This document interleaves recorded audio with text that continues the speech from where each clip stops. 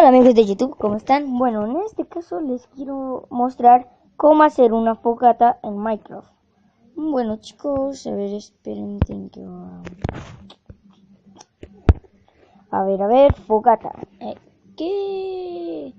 A ver, no entiendo cómo es que te ha metido esto. Y también les quería decir una cosa, ya somos 12 suscriptores. Creo que 13 no vi bien. Pero bueno, muchas gracias a ustedes, las personas que han suscrito a mi canal. Bueno, como saben, aquí he hecho una fogata pequeña. Que bueno, que ya les quiero enseñar cómo hacer una. Bueno, primero necesitarían un mundo normal, ustedes verán cómo lo hacen. Bueno, ahí está la hierba, ¿cierto? Entonces hacen un mini círculo chiquito. Mira, 3. Así. Entonces, hacen esto después. Empiezan a poner las... ok, no me importa, barco. Bueno, un barco.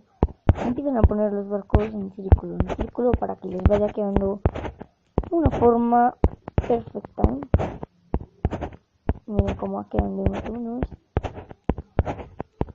A ver. Aquí, así.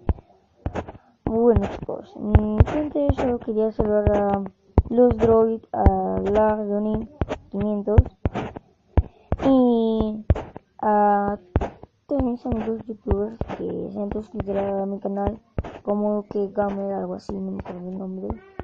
Pero bueno, él también es un youtuber que tiene 4 suscriptores, 4 videos, lleva 4 videos. Que bueno muchachos, aquí nos va quedando bien la forma, como nos va quedando bien. A ver. Bueno, aquí nos va quedando un poquito. Voy a poner por acá.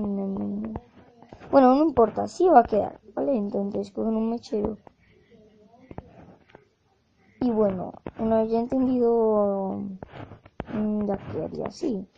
Ustedes ya verán si les pondrían algo. Yo puedo hacer esto aquí antes de hacer lo otro. Pero bueno, a ver.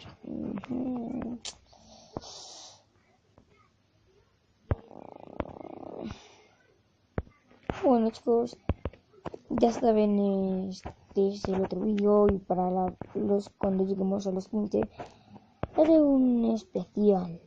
Bueno chicos y chicas, ya saben, suscríbete y dale a like. Adiós.